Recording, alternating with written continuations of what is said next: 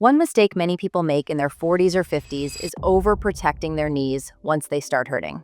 Someone feels knee pain once, so they decide to protect it. They sit more. They avoid stairs. They stop bending. They move less just to be safe. At first, it feels like the right thing to do, but a few weeks later, the knee feels worse. It feels stiffer, less reliable, and harder to trust. That's the confusing part. They didn't injure themselves. They didn't push too hard. They were careful.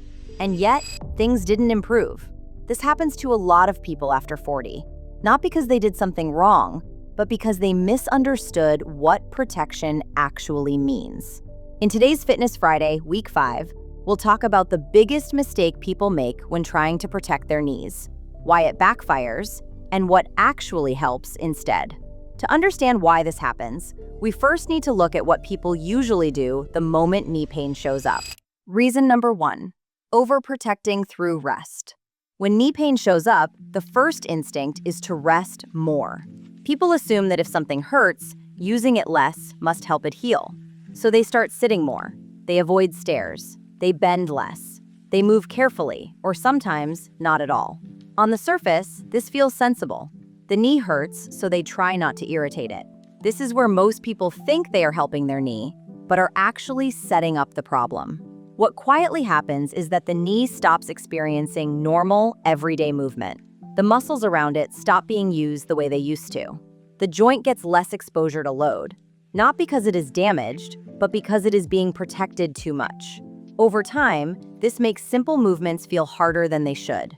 Standing up feels heavier. Stairs feel more uncomfortable. The knee feels less predictable, even though nothing dramatic has happened. This is why people say, I was being careful, but it somehow got worse. In many cases, it is not pain that worsens first. It is confidence. And when confidence drops, movement quality drops with it. Protecting your knee does not mean avoiding movement. It means choosing the right kind of movement at the right time in the right way. Instead of cutting out everyday movements, keep them, but soften how you enter them. If you are standing up, do not rush it. Shift your weight first. Let your legs engage, then stand. If you are using stairs, slow down the first step instead of avoiding the stairs completely. If bending feels uncomfortable, do it gently and within a comfortable range instead of eliminating it altogether. This keeps the knee familiar with movement without forcing it. But even when people fix this one moment, many still notice the stiffness returning later in the day. Reason 2, staying still for too long. This is why the stiffness does not happen just once. A typical day often looks like this. Long periods of sitting, sometimes standing, but mostly in one place. Very little change in position. The knee is not being challenged suddenly, but it is also not being reminded how to handle normal movement. So when movement finally happens, standing up, walking after sitting, taking stairs, the knee feels underprepared. Not injured, just out of rhythm. This is why people often say, I didn't even do much today, so why does it feel like this?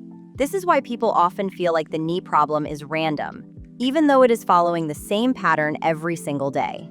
This is why being careful all day still does not feel like enough. Over time, this is how people slowly lose confidence in their knees, not because of one injury, but because everyday movements start feeling unpredictable.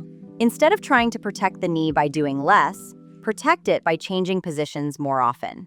You do not need workouts. You do not need long walks. You just need to break long stillness. If you have been sitting, stand up briefly before you feel stiff. If you have been standing, take a few relaxed steps. If you have been still, change something small. These small transitions help the knee stay familiar with movement instead of being surprised by it. This does not mean pushing through pain. It means keeping movement present in a low-pressure way. And this is where things often shift from physical discomfort to mental stress. Reason number 3. Misreading the signal. The knee feels stiff at the start of movement. Then, after a few steps, it eases. Sometimes it feels almost normal again. Instead of seeing this as useful information, many people see it as a warning sign. They think the knee is wearing out. They think something serious is starting. They think they need to be even more careful. This is something I hear all the time from people who say, it only hurts for the first few steps, but that scares me.